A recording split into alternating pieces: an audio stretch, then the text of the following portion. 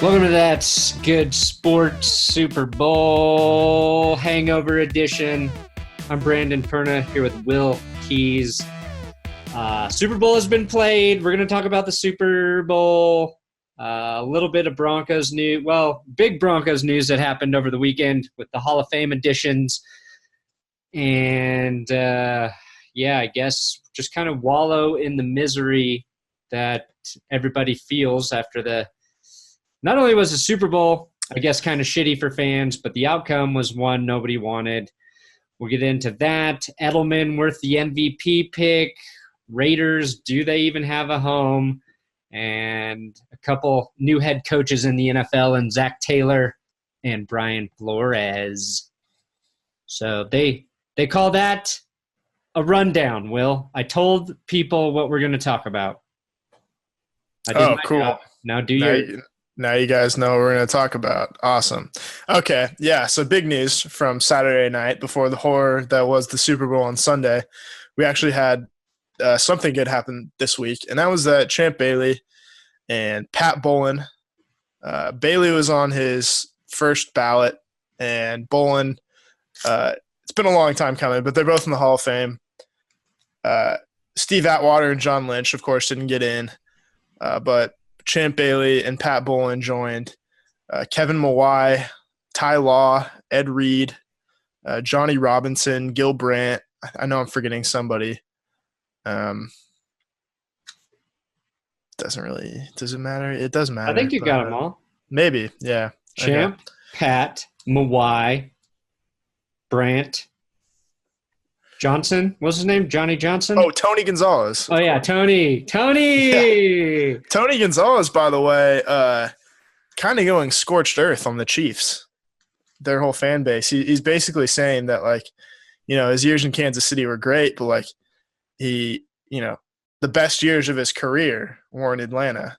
Not that he did that much winning in Atlanta, but he did at least win one playoff game, which is one more than he did in his many years in Kansas City. So, I don't know. A lot of Chiefs fans turning on him, too, and saying that Travis Kelce is better, which I very much disagree with. But they have the right to their opinion. Yeah, I mean, Tony Gonzalez was a great tight end. How many years did he have? He played most of his career in Kansas City. 1, 2, 3, 4, 5, 6, 7, 8, 9, 10, 11, 12 years in Kansas City. Then 5 in Atlanta. That's a long career for a tight end, too. That's why you got all those records. Very long career. Yeah. And and the latter half of his career was less explosive tight end stuff and more just being old and thick and boxing dudes out in the end zone, which worked really well with Matt Ryan. Yeah, but it's kind of surprising to see him turn on the Chiefs like this. No, it is. His last 3 seasons were 80 catches, 93 catches, 83 catches for 875, 930, 859 yards, and they were all 7 or 8 touchdown seasons. So he was always good, Yeah, no, looking at his numbers, he was maybe one of the most consistent tight ends ever.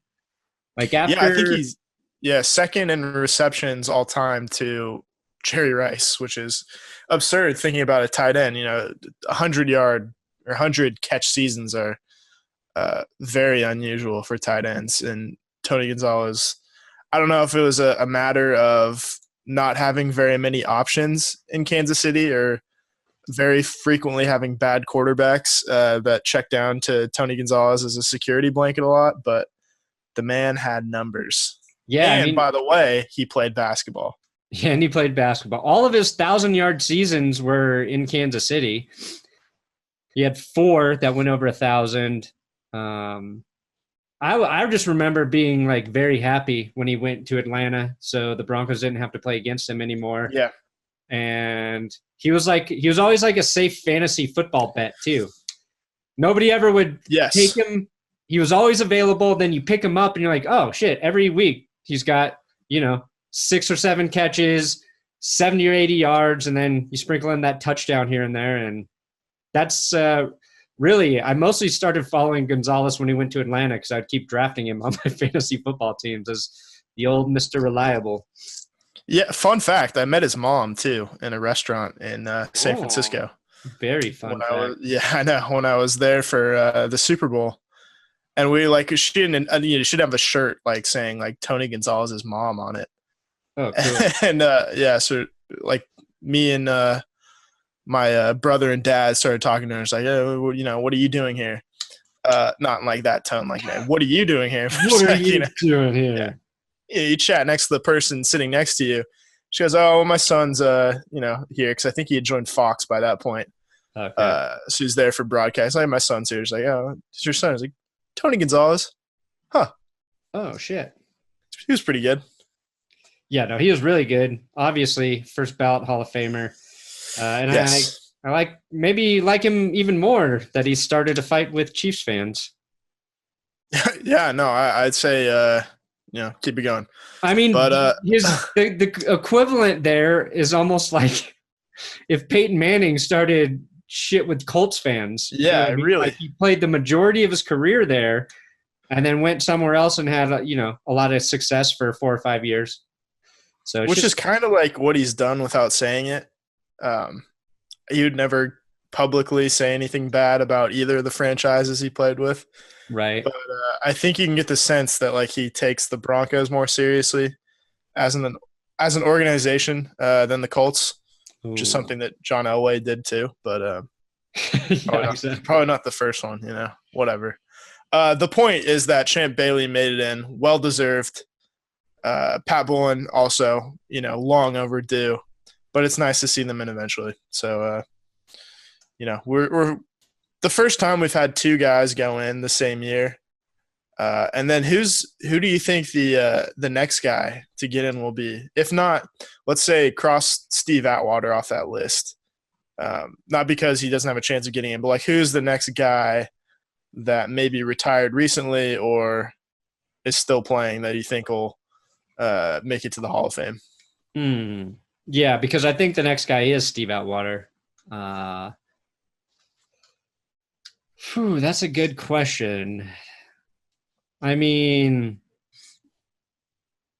Peyton Manning. Yeah, I guess that's a good point. I didn't think about that. Probably Peyton. Because from like the Broncos Super Bowl years, you've got Sharpen, you've got Elway in, they've got Zimmerman in. Yeah, it feels like outside of Atwater, that, well has run dry. Yeah, I mean, Rod Smith is an interesting player, I think. Well, Rod Smith is funny enough. Like he's actually come up a little bit recently just because of people debating whether or not Julian Edelman is a Hall of Famer, which is a very, very dumb discussion. A guy who's got 30, and I know like he just won Super Bowl MVP and he's won 3 Super Bowls. Cool. A guy with 30 touchdowns and like no 1,000-yard seasons, no All Pros, no Pro Bowls. It's a little ridiculous to say that he gets in while guys like Isaac Bruce, who's like top 5 in all-time receiving yards, and Rod Smith, who, won 2 Super Bowls in Denver, has 68 career touchdowns, a couple All-Pros, a bunch of Pro Bowls. He probably should be in because Michael Irvin's in with very, very similar numbers. But I don't – he was too low profile, I think, to get in at this point, at this late in the game. Yeah, it's I mean, I think he's the closest player you could debate that, maybe should be in. I don't know. With Champ going in, the thing that was nice was like looking back at old Champ Bailey highlights because I kind of just like forgot how athletic he was, how fast. Both how quick Champ Bailey was and how high he could fucking jump. Because he was like 6 foot tall, right? He's like 6 feet tall. Yeah. 6'1", somewhere in there. But I felt like he could jump like he was like a 6'4" wide receiver. It was insane seeing some of like the athletic plays he would make. And you're like, oh yeah. That's why he was so good on top of like just understanding the game and being like a really smart corner. And the stat that you pointed out, his 10-catch season, he was only thrown the ball at, or his 10 interception season, they only threw to him 35 times. That's nuts. Yeah, no, it's ridiculous. No, obviously some of those picks came off of balls that were not intended to go to him. But Champ Bailey, I think, is the leader in the clubhouse for best makeup speed, and that's how he got a lot of his interceptions. A lot of makeup speed. The three waves that Bailey basically got interceptions were he's just in the right place at the right time, which applies to everybody. Makeup speed was ridiculous. He burned Ben Roethlisberger like that a couple of times. Just ridiculously acrobatic interceptions. And then there are plays where he would just run the route better than the wide receiver and catch the ball looking like it was the wide receiver. Yeah. And I'm thinking about a couple in that 2006 season, he runs this slant against Arizona. By the way, I was looking at his career game logs, and he must have had a third of his interceptions against Arizona because the Redskins and the Cardinals used to play in the same division for some reason, and they used to play twice a year. And he would just come up with he had a 3-pick game against Arizona his rookie year, had a couple 2-pick games, just constantly get a pick against Jake Plummer or whoever they're tossing out, Josh McCown at quarterback, and had a 2-pick game against Arizona in 2006. And there's this one play where Matt Leinart was the quarterback at the point, and Bailey just runs the slant like a wide receiver, and it looks like Leinert's just throwing it perfectly to him. And there's another one where Matt Hasselbeck goes deep against the Broncos in 2006, and I don't remember who he was throwing to, but Bailey catches it in the end zone in stride like a wide receiver and runs out of the back of the end zone like he just scored a touchdown. That's pretty funny. Yeah, just his athleticism is I think that's one of the things I remember quarterbacks talking about in terms of facing him as a corner is his athleticism is off the charts. And that, sometimes he knows the route the receiver's running, and it's just no reason to even throw in that direction because he knows what the other team's doing. And I think that's kind of the similar reason Aqib Talib had a lot of success through his career is understanding, how opposing quarterbacks play and how his opponents play, and kind of just knowing those situations. But it wasn't enough for him to help the Rams win a Super Bowl. So yes, and Champ Bailey never got a Super Bowl ring either, which is unfortunate. Yeah, that was very disappointing. They should give him an honorary one for 2015, but I think Champ is such a man of high integrity that he wouldn't accept it.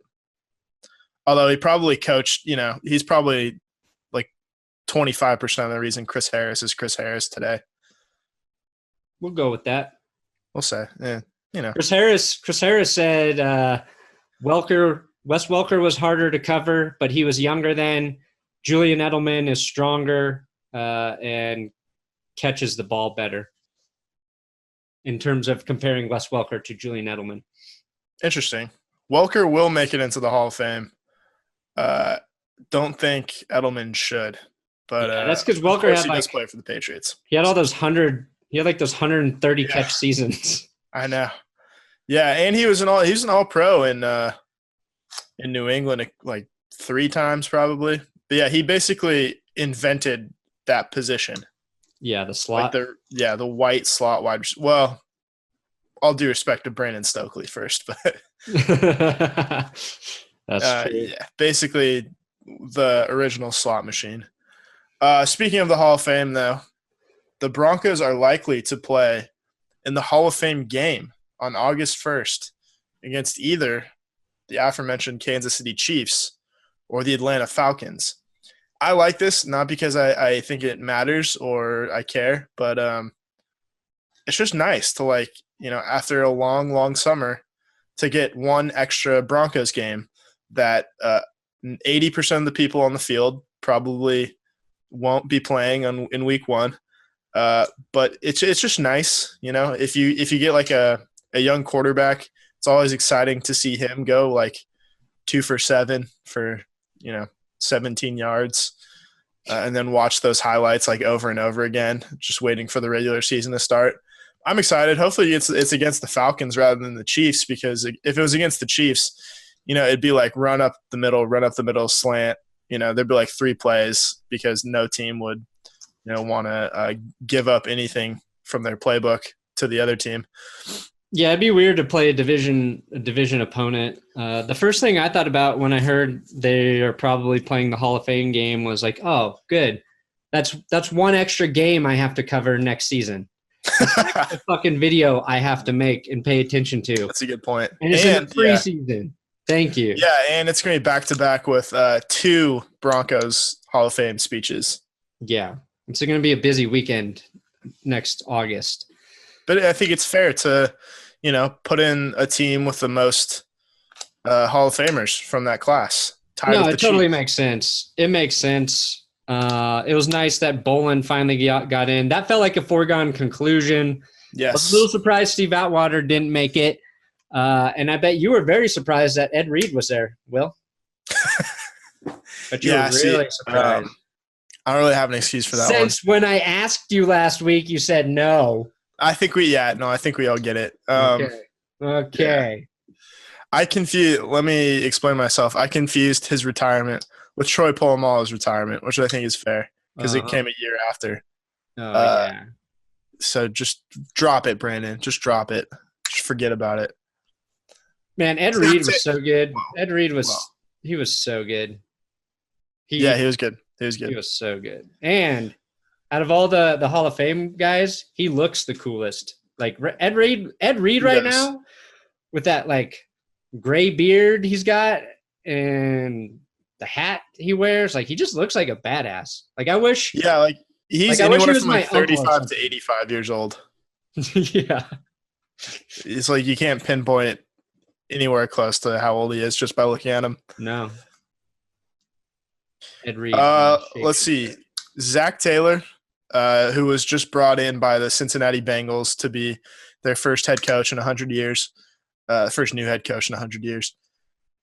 A little, I don't want to say like Cincinnati fans are feeling buyer's remorse because I don't think you can pin that on one game. But everybody who hired a Sean McVay clone, especially reaching as far as the quarterback coach on the Rams, not like, Matt LaFleur is a little bit different because he's been a lot of places and he was more than just, the Rams offensive coordinator 2 years ago. But Zac Taylor really was, just the quarterback's coach for the Rams. And now a day after his offense puts up 3 points. I say his offense like it's all his, but, the offense he was working on puts up 3 points in the Super Bowl. He takes over a team. A little dicey of a situation. I think the Dolphins are feeling a little bit better with Brian Flores because on the flip side, he calls the plays for a defense that just allowed 3 points to, arguably the best offense this season. But anyway, I would argue that's the Patriots defense in the playoffs is the best Patriots defense they've had. And I've always thought that their defenses in the postseason have been underrated, but their first Super Bowl wins in the early 2000s, they were a defensive like dominant team. But I think this defensive playoff run through those 3 games was one of the best I've seen them put together. So yeah, if you're the Dolphins and you've got Brian Flores coming in after what you just witnessed, like you do feel like you made the right decision there. And I think the criticism towards Sean McVay has been blown probably way out of proportion. Hiring the head coach, though, you have to wonder, like, the reason Sean McVay got that job in LA was because he blew away everybody in his interview. They weren't going into that thinking like they were going to definitely hire Sean McVay. We're going to hire the first Sean McVay. Right. Like they came out of it being like, holy shit, this dude is special. So like the Bengals, like did Zac Taylor blow them away? I mean, he obviously didn't do it to the Broncos. So right. I think that will be a highly scrutinized sort of decision if he doesn't have success and if he doesn't have it quickly. And now you're looking at the Broncos going defensive-minded head coach, and you have to feel better about that. And I think what maybe gets lost with New England is like Bill Belichick is a defensive guy, and he just found a great quarterback to run offense, and Josh McDaniels, who's probably over the last decade been consistently the best offensive coordinator in the league. So hopefully that's kind of what you hope the Broncos are able to put together with Fangio, and going with your young smart guy as your OC, as opposed to a really young guy who hasn't had a lot of leadership position in the NFL, now having to lead an entire team. Like that's where the risk is there for the Bengals.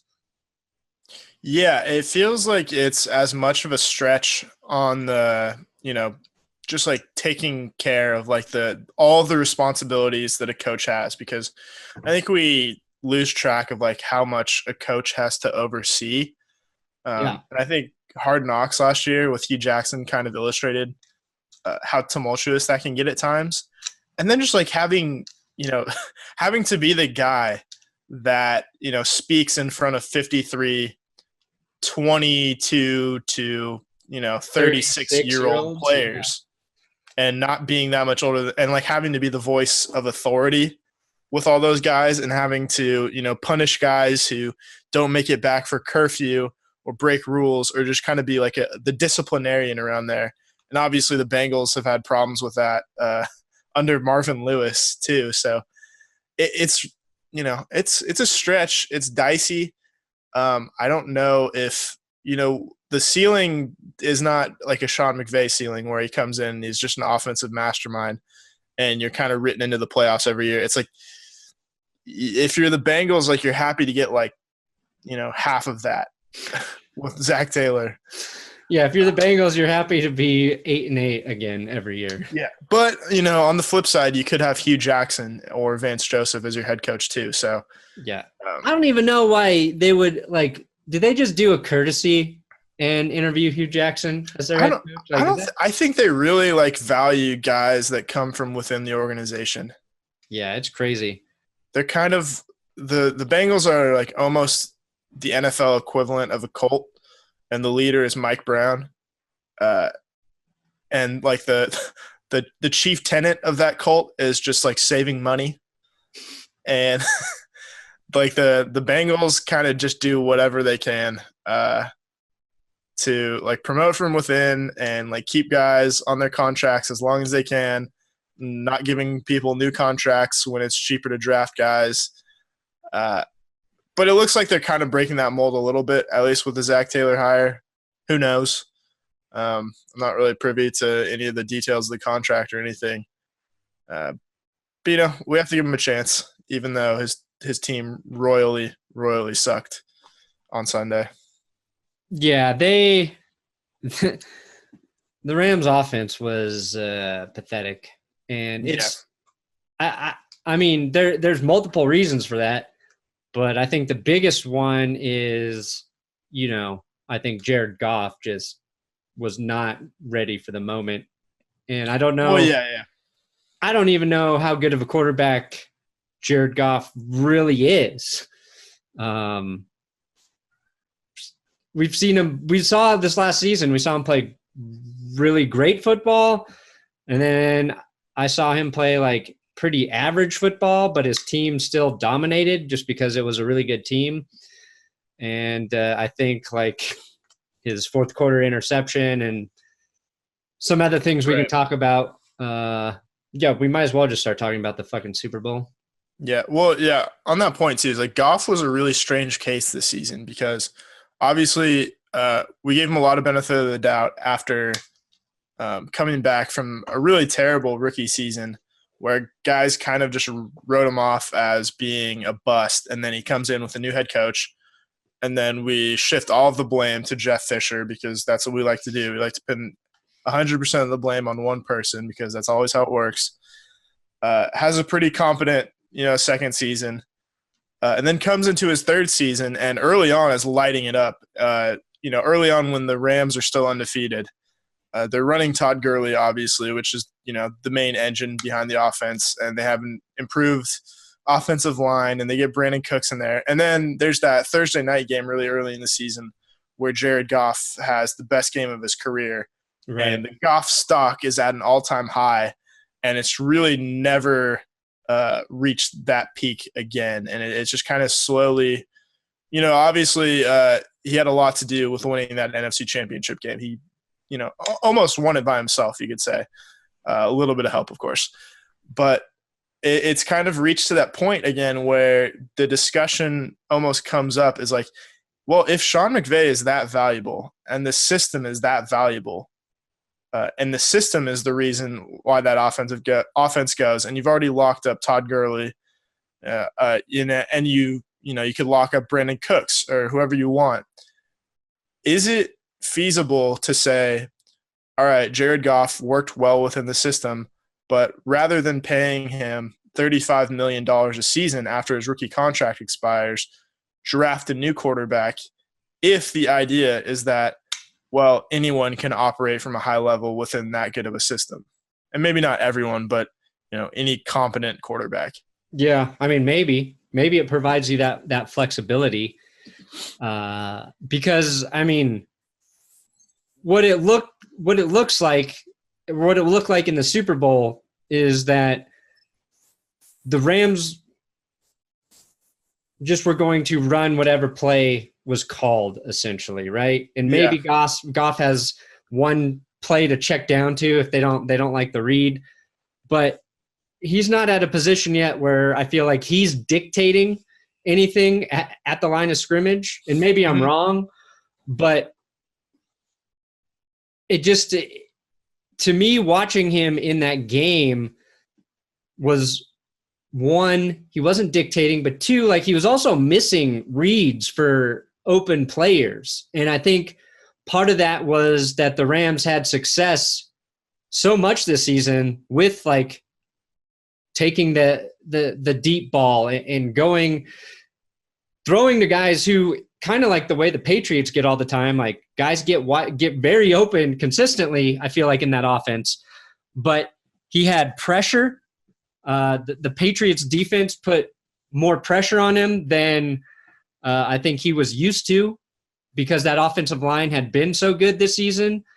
I think it was the first playoff game they played. When they played against Dallas, like, Goff had, like, all day to throw. I felt like every time he dropped back, he could just sit there and find his guy. And when that goes away, you really find out, like, what your quarterback is made of. And I just kept thinking, if Drew Brees was in this game, he would be having some success against the Patriots defense, even though it's playing really well. And you have to imagine that Mark Ingram and Alvin Kamara would have had more success than C.J. Anderson and Todd Gurley ended up having. The way they used Todd Gurley was weird. I really don't know what was going on with his knee. But the thing that I took away that Tony Romo said with the Patriots defense, because the Rams offense runs that sort of the zone blocking scheme, right? The one cutback. Yeah. And Belichick coached his players to just go through the gaps. Don't follow with the blocks. And that, like, ended their run game, and Goff couldn't open that back up for them through passing. He might have just broken the Shanahan offense. Like, it'll just never – it's like that. Yeah. All right, guys, we figured it out. Just run through the gaps. Just run through the gap and then, disturb stuff there. And the other thing I think my biggest takeaway was that the Rams don't have a big receiver to help out a guy like Goff. Yeah. Like, Brandon Cooks was not coming down with those jump balls. He could have had 2 contested touchdown catches like we talked about in the recap episode. And I don't know if Cooper Kupp would have been that guy either, but a big Julio Jones type receiver could have been the difference for Jared Goff, because it looks like he needs a receiver he can throw to regardless of he's covered, like fucking Brady has with Gronkowski. You know what I mean? Yeah, and they don't have a huge, like, playmaking tight end either. No, I don't. Did a tight end catch a pass in that game from the Rams? Yeah, I mean, if they did, it wasn't anything significant. So I was expecting the Rams to come out of halftime having some more success. But they didn't. And I also saw a thing that said that the Patriots defense was in a man defense 67% of the time this season, which they ran it more than anybody else. And then this game, they ran 90% zone. Yeah. Aside from Stephon Gilmore, who they said, all right, we'll let you stay on your side of the field and cover your guy man to man. And obviously that's like one of the big reasons, like he probably should have gotten better consideration for MVP. Right. Along with the interception. But yeah, no, they switched to 90% zone. And like the Rams just couldn't adjust to that curveball the whole game. Like even with the long halftime, like they couldn't figure out a plan to break that. And I think I was actually reading a little bit before we started recording. Warren Sharp on Twitter has a really interesting thread about the Super Bowl that everyone listening should go click on. But he was basically saying that the Rams, to eliminate the Patriots pass rush, which I think we can all agree was, one of the big reasons too that we haven't mentioned, that the Patriots defense overall had so much success. The way to combat that too was to go with 12 personnel, which is 1 running back, 2 tight ends, and then have both tight ends pass blocking. And the 3 times they did that, Goff hit a 16-yard pass, I think, and a 14-yard pass. And then the other time they did that was that Cook's throw in the middle of the end zone where he's wide open. Oh, right. But Goff, for whatever reason, like he kind of just floated it instead of, I haven't seen that play from a different angle yet, but it feels like if he had thrown a flatter ball, like a line drive, that's probably a touchdown. Yeah, that ball definitely floated and was like kind of wobbly. Yeah, that's interesting. And I think like that goes to kind of back up the point about Jared Goff is very good when he has time to throw the football. Mm-hmm. But it's like when he got disturbed in this game, and I'm sure throughout the season he's had pressure, and probably one of those fucking quarterbacks it's like, oh, under pressure, he was one of the best. Like, but for whatever reason in this game, like it wasn't working. And those like, as smart as Sean McVay is, like that's the type of thing you expect him to notice during a game and be like, okay, let's keep that type of personnel in here until it doesn't work. And maybe they did notice, but like some of those passes I think were happening in the fourth quarter. Maybe it was just too late for them to, be effective with it. But yeah, no, it feels like it would have helped out too on that throw to Cooks. And maybe they don't have that play available with 2 tight ends, but obviously like on that interception by Gilmore, they keep in, I think it was Todd Gurley, not CJ Anderson, but Gurley to his right, but they just have 2 free rushers on the right side, and Gurley has to basically pick. Yeah, he had to pick one. one. The guy gets in Goff's face, which obviously affects the throw, and Gilmore, like we said in the video, like could have just called fair catch essentially and taken it at the 5. Like he said, the easiest interception he had all season. Yeah, it was the Patriots just they looked more prepared. Not offensively, defense, yeah. I mean, yeah. The Rams' defense, I thought, they played better than I expected. I thought Wade Phillips might have called his best game as a defensive coordinator, and it was wasted. Like holding New England to 3 points for most of the game. Like I feel like this. Here's the question: the Saints, I don't think their defense would have played that well. But I know they would have scored more than 3 points. Yeah. And I feel like the Saints on a bad day would have scored 17 or 20 points in that game at the minimum. So it's like, would the Saints have won that game being in there? Or would they have lost regardless because their defense wouldn't have done what the Rams defense did? And I say that knowing that the Saints had a pretty damn good defense throughout the entire season. Yeah, I mean, it's hard to say. I mean, all you can say really with any sort of confidence is that it would have been a more entertaining game. Yeah, I think the NFL rule with the penalty, it should have been that Drew Brees got to play in the Super Bowl, but with the Rams. Yes. No, I think that's perfect. Because he could have, Yeah. like, But easy. yeah, and you have to replace like Roby Coleman for, I don't know, like PJ Williams on the Saints. Yeah, I mean, I don't want to turn this into like a fuck the Patriots. The Rams got hosed by the officials, but that that first quarter penalty against Nickel Roby Coleman for tackling Rex Burkhead, it just like it kind of set the tone a little bit. Yeah, and like I think the Patriots didn't even score on that drive. No, but that's a big penalty on in a field position game. Yeah, that's what I was going to say is if I think that would have put him in a third and very long. So if the Rams stop him there and get good field position, which was something they really did not have hardly at all in that game, that could have been a field goal. It could have been a lot of things. The Patriots punter too, he had a hell of a game. Ryan Allen? Ryan Allen, like both punters played pretty well, but he pinned that ball within the 10. How many times? Like 3 or 4 times? Like, yeah, I think so. Him and Slater, basically. I kept waiting for a special teams mistake to happen, and it didn't. Except, well, I mean, Gostowski misses a 46-yarder, and Greg the Leg misses in the fourth quarter. But yeah, the game was kind of out of reach. I was waiting for a bad punt, a punt return, a muff punt, but I mean, that's part of the reason the game was so boring is the special teams played perfect. The defenses played perfect. Right. The Patriots offense did just enough to eke out a win. Yeah, which I guess that'll lead me to the next point, which is in a game where the defense was the story. And Stephon Gilmore, I would have said if the Rams, the way that game was playing out, if the Rams had won, I think the MVP probably should have been Corey Littleton. And then I think, there's a really good argument to be made for a couple of Patriots defenders. I think you could have given it to Dante Hightower, or I think you could have given it to Stephon Gilmore. I think the easier pick would be Stephon Gilmore just because he had the game-sealing interception.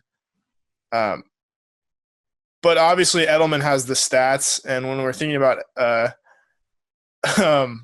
MVP in the Super Bowl, we're immediately drawn first, like, how did the quarterback play? Well, the quarterback played pretty shitty. He had 13 points in total, so it's probably not right to give it to him. And, like, all right, anybody else on offense? No, not really. I mean, Sony Michel had 1 touchdown from 2 yards, but that play was more like the result of James Devlin bulldozing the defense out of the way. Right. All right, Julian Edelman had 10 catches for 141 yards. And it didn't really feel like they led to anything because it didn't make a difference on that. It set them up for a couple field goals, but it didn't make a difference on the touchdown drive. That was mostly Gronkowski. It didn't set them up for that game-sealing field goal by Gostowski. It felt like a little bit of filler, just like something to do while, no scores were happening. It didn't really feel like it affected the game. The only argument is he affected the time of possession in the Patriots' favor. Yeah. Which I don't know if that's worth MVP. I think really it comes down to he's the only guy you can remember making plays on offense throughout the game. And none of them were spectacular. It's like, oh, you got 9 yards on a 3rd and 7. You got 13 on a 2nd and 5. He was just the guy you remembered catching balls in the game because so little offense was happening both ways. Right. And I think what we need to do is stop thinking about MVP in terms of who has the best numbers and think of who affected the game the most. Yeah. And who actually, caused their team to win more than anybody else. Yeah. And I mean, if you think about it that way, it's, completely different. Yeah. Stephon Gilmore, I think, is huge because the Rams weren't able to throw the ball really at all in that game. He had the pick. He popped the ball out of C.J. Anderson's hand, caused the one fumble that went out of bounds. Right. I think if a Patriot picks that up, I think Stephon Gilmore actually does win MVP. Yeah, no, you're At that probably point, right. yeah, they set him up for a touchdown. Yeah. Maybe the interception doesn't even happen at that point though if they score there. But yeah, because on the interception he got, who was in on the blitz? Was that Hightower blitzing there, or I'm not. I forget. I don't remember. I can't really say one way or another. Because whoever blitzed there was just as effective as him making. Right. Yeah. That picks were just a terrible throw. You know what the shitty thing too is? Yeah. Like, if Goff has like a stronger arm, if he's like a Pat Mahomes or an Aaron Rodgers, where they can be on their back foot and still sling it 50 yards. Like, I think in that situation, even with the pressure, they throw it deep and outside where Cooks actually has a chance to maybe even catch it in that situation, because it looked like he had a half step on Gilmore, but it's an underthrown ball because, Jared Goff you don't think of him as having this crazy arm talent. The other thing that's interesting, so that was a bad pass by Goff. And if you go back to the Chiefs game where Mahomes had the running back wide open, and he just overthrows him. It's like those are young quarterbacks just, letting, I think, nerves get to him in a big game and not doing the right thing. Like, watching both of those guys play so well throughout the season and then see them make mistakes like that in the postseason, just it goes to remind you, like, it's hard on that stage to be perfect, to be really good. And it is too. Like, and I thought Goff played like nails in the NFC Championship game in a tougher environment.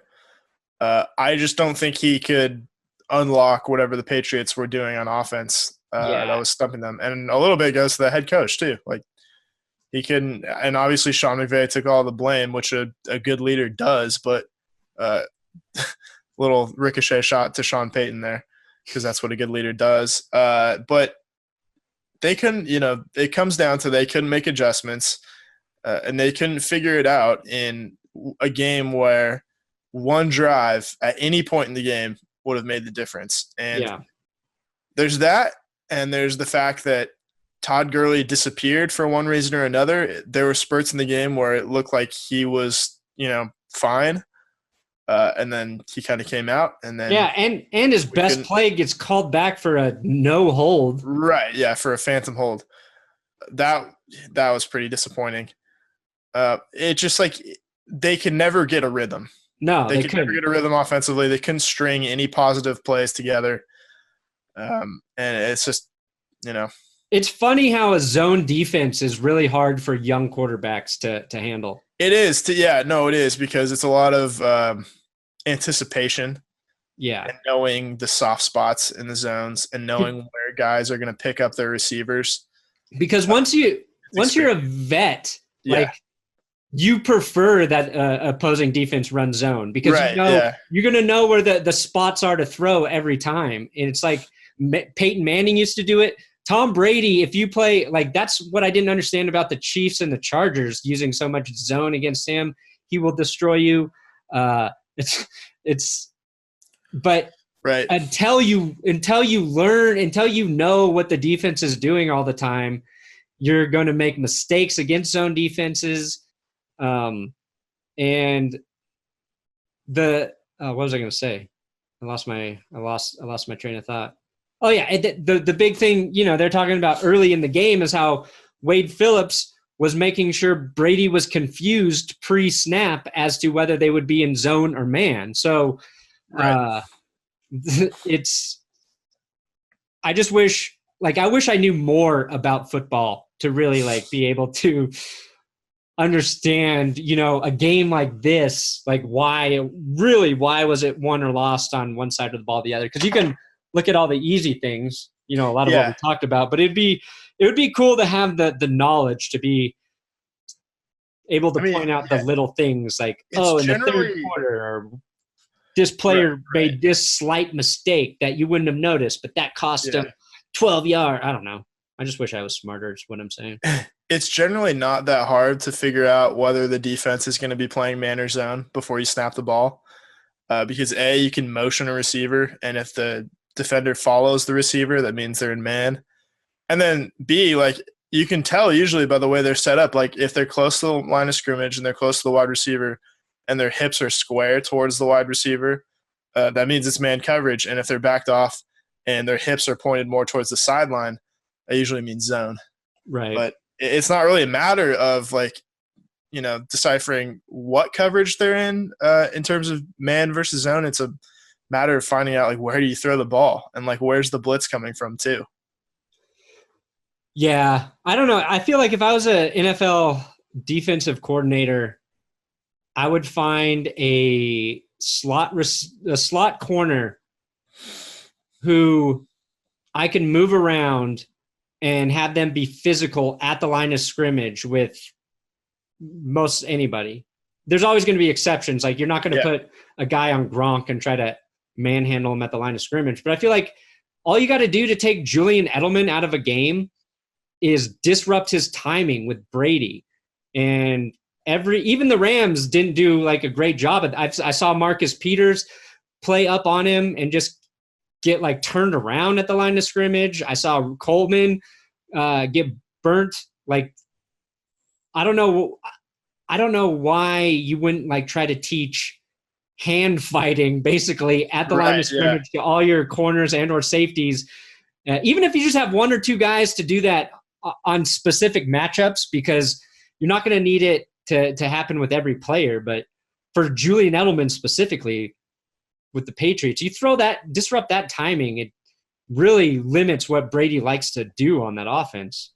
Yeah, and the thing is, like, the Patriots have a lot of versatility on offense, and there wasn't, like, a clear matchup for, like, a lot of guys on the Rams defense. Like, Talib, you're always thinking, well, he's going to cover, like, the number one big-bodied wide receiver. And the Patriots don't have that, so you're putting Talib on the Patriots' de facto number one wide receiver, and that's Edelman, and that's not really a matchup that's in Talib's favor because Edelman's quicker. He gets in and out of cuts quick. Like, and he's not going to be like fighting at the point of attack for the ball with Talib. He's going to be getting separation inside and outside. Now, Talib was on Edelman early, right? Like the first two big passes Edelman caught were, I think, Talib, and I think they switched it. I thought Marcus Peters actually played a pretty good game. I did too, yeah, because they targeted him quite a bit. Mm-hmm. But yeah, they took shots against him. I don't think he was falling for the double moves though. No, because there's a lot of third and kind of longs, and they took shots where he was in coverage and he made a play. So, again, the Rams' defense was great. The defensive line maybe could have been a little better, but it came down to like the Patriots' defensive line both was more physical than the Rams' offensive line. And it's like they brought schemes and blitzes that the Rams' offensive line just got confused and didn't pick up correctly. And that was probably like the real difference maker in that game. Yeah, and it like for a while it felt like the Rams were just getting beat on the offensive line every play. Yeah. And Austin Blythe, who I think is the right guard, was just getting manhandled pretty consistently. And it's just hard to win on offense when you're getting pushed back 2 yards every time you snap the ball. Yeah. And it's the strength on their line is their tackles. And they're blocking as they're, running out towards the sideline and pushing the defense one way or the other. And Patriots is like, no, they have weakness inside and we can beat those matchups physically and disrupt that whole system they have. It was interesting. Right. It was like the shit we're talking about, you can just realize that nothing really that exciting happened in the game. I know. Yeah. It's like we got to find something to pick apart about this game because it was just a whole lot of nothing. Dude, it was the easiest like highlights where I had to just find shit. In terms of like, I know there's hardly anything there. Yeah. It's like compared to the last Super Bowl, like you had so many plays that you had to put together. And this was like, you can count on one hand. I was like, oh yeah, the Rams, it was that big run by Todd Gurley that got called back, and the Patriots was that big pass to Gronk that got him on the 2 or 3 yard line. And even that was like a 24 5-yard pass or some shit. Right. Yeah. Those are Like it the was pretty two big standard. offensive plays. Happens in every Patriots game. It Yeah. felt like I was, convinced that it was going to be like a classic Patriots Super Bowl where, there's not a lot of scoring for like 25 minutes, and then there's just like an outburst of scoring all of a sudden. I And was kept expecting waiting that. for it to happen. I thought the Like that second half was Panthers Super gonna. Bowl. Yeah, We were and gonna it see just that. never happened, and that was the worst part of it, I think. Yeah, it was interesting. I like personally, I was fine with it. So I was like, Brady's not doing anything. Like I don't care. I like watching the defense not let the Pats do anything. Obviously, I wanted to see the Rams offense do something. They just didn't. They couldn't get it going. Yeah. So, what do you think this does to like everybody says, like, after a team loses the Super Bowl for the most part, no one really said it after the Broncos. It's kind of funny. It's ironic because no one said, after the Broncos lost the Super Bowl, like, well, they'll be back anyway. Like they're young, like they're talented, they'll be back.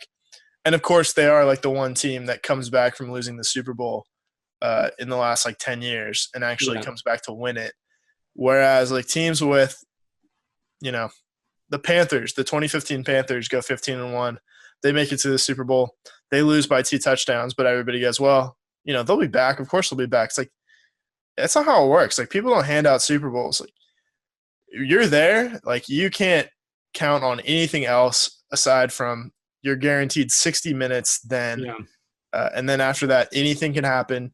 You might have a losing record, next year, like the Panthers, despite going 15-1 the year before. It's just like nothing, nothing can be guaranteed. Like I saw a lot of people saying like Sean McVay, well, he's 33. He can coach for, 3 or 4 more decades.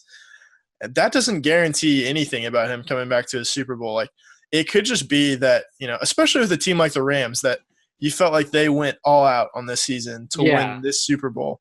And they signed Ndamukong Suh and Brandon Cooks and guys on 1-year deals or older guys like Talib, and they get Peters, and they're all in and they're trying to cash their chips right now, and it doesn't work out. And all of a sudden, well, they don't have a lot of draft picks coming up, and they're going to have to pay Goff, and, Sue is going to walk in free agency. And maybe, who knows, like McVay's the talent evaluator that can restock in pretty short order, but I don't know that, they're penciled into a Super Bowl appearance within the next like 3 or 4 years again. Yeah, I mean, what they do this offseason is going to be really interesting. I think Marcus Peters and Aqib Talib are on. Yeah, they both are under contract, but they're both in the final year. So I believe like the Rams could move on from either of those guys if they wanted to. Their top paid players are Aaron Donald, Andrew Whitworth, Whitworth Michael Brockers. It'll be interesting to see what they do moving forward because they did go all in for this year. That was clear before the season started. How they manage the cap situation and limited draft picks, I'll be curious. Like I think they'll be good next year, but there's nothing about them that says they're going to be better than they were this year. Right. And that's a team that barely made the Super Bowl. Yeah, I thought the Eagles had a chance to be equally as good this last season because they were going to have a lot of their key pieces. They moved some guys around, but for the most part, the core was still there. But, they struggled throughout the season and got lucky to get in the playoffs. So you're right. There's no guarantee unless you're the stupid Patriots. The Broncos, it was different because I think they had Peyton Manning at the time. That's why everybody expected them to be back. And a lot of guys that, won the Super Bowl in the last year, their rookie contracts like Trevathan and Malik Jackson, that could just say like, well, we won the Super Bowl. I'm going to go get paid now. Yeah. The other thing the Broncos had after the Seahawks loss was a bunch of their players were hurt and not in that game, at least on the defensive side of the ball. So yeah, there are guys like Von Miller and Chris Harris and like Ryan and Derek Derek Wolf, who are like yeah, we've never played in a Super Bowl. Like we were there physically, but like Yeah. CJ Anderson, who's like technically suited up, but like Yeah. they're still hungry for they're hungry to get back after that. Like they weren't resigned at any point. And the guys that maybe were resigned, like No Sean Moreno or Eric Decker or Monte Ball, like or Julius Thomas, they got out of there quick. Right. And so it did feel like a fairly new team. You know what? I saw the stat about Brandon Cooks is going to make $27.5 million next season. Yeah. And Julian Edelman hasn't made $27.5 million in his career with the Patriots. Of course. That is another reason why the Patriots, I believe, are successful every single year, is because they pay their players under the table. Yeah, they find guys who are willing to play for less than they're worth. You know what I mean? Like, yeah. Tom Brady could have asked for, max QB deal at any point over the last 5 years or whatever. You got Julian Edelman there, who's a key to their offense, whose entire career just played for less money than the value he's brought to that team. I don't know. I don't know if he is the key to their offense. Like they play. I'm not saying he's the key, but he's a big part of it. Right. I'm just saying, like, they scored 33 points in the Super Bowl last year without him. Yeah. Without him or Brandon Cooks for the most part. No, that's fair. But it's like that's the reason they don't have to pay those guys, is because they know the guys on that offense know that they're replaceable. And like they'd prefer to have those guys, but they find the guys who, if the price is too high, are okay to be underpaid because they know they have the best chance of winning it. Same goes for Jamie Collins. Oh well. Yeah. It's over. It's over. We're done with it. Their stupid parade's over. Their fans can keep beating the shit out of themselves on Twitter. And AAF is about to start. Oh, yeah. We're going to work on telling you who you can root for in the American Alliance Football, whatever the fuck it's called. I think it's the Alliance of American Football. Alliance of American Football. Yeah. I think, and Will doesn't even know this yet, but we are going to take next week off the podcast for sure. Maybe the next 2 weeks. I don't know yet. Oh, boy. Need a break, at least a week break. So there's that. And this episode's going up early. So that's right. Double surprise. Not a surprise for me. Last piece of news, really quickly. The Raiders of Oakland, possibly of San Francisco, eventually of Las Vegas. They're close to playing at Oracle Stadium, formerly AT&T Stadium. It's the home of the San Francisco Giants, whatever you want to call it. The Raiders just need that infield. They need that dirt infield, don't they? They need that, yeah. They need that dirt infield to underachieve. It's the strangest thing because they're going to go from playing in the worst venue in sports, I think without a doubt. Maybe you could make a case for, like, I don't know, Tropicana Field in Tampa Bay. But they're going to go from probably the worst to maybe the nicest venue in all of sports. And it just doesn't feel like they belong there. Didn't the San Francisco mayor say he doesn't support them playing in San Francisco? I wouldn't be surprised. I'm sure the Giants don't like it.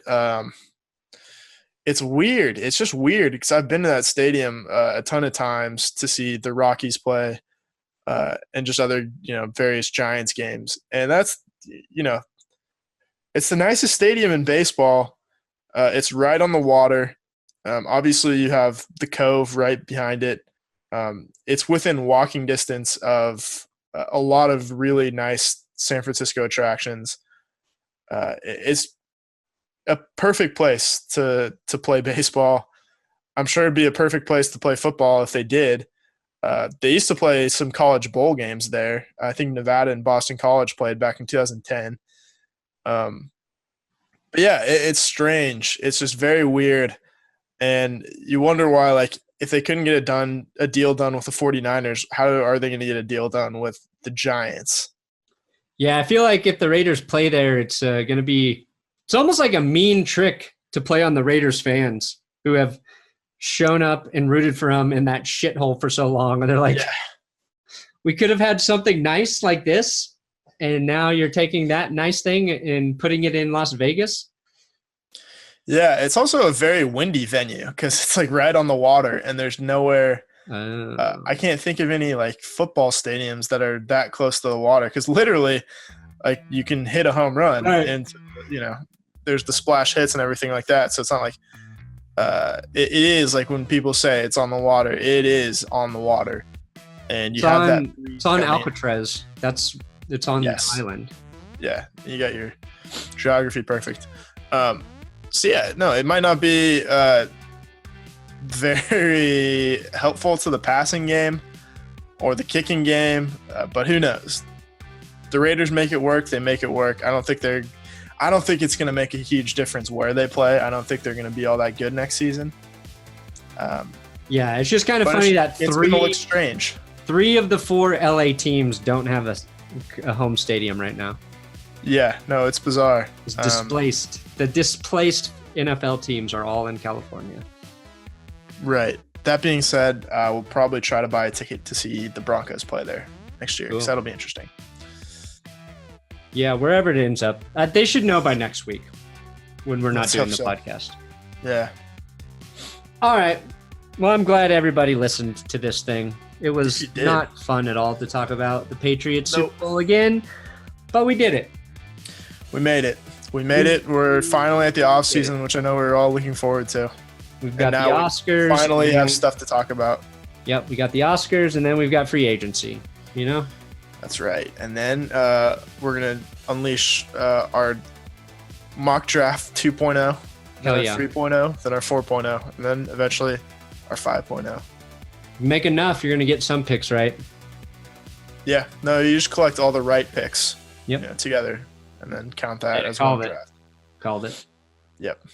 All right. Thanks for listening to That's Good Sports Podcast. Bye.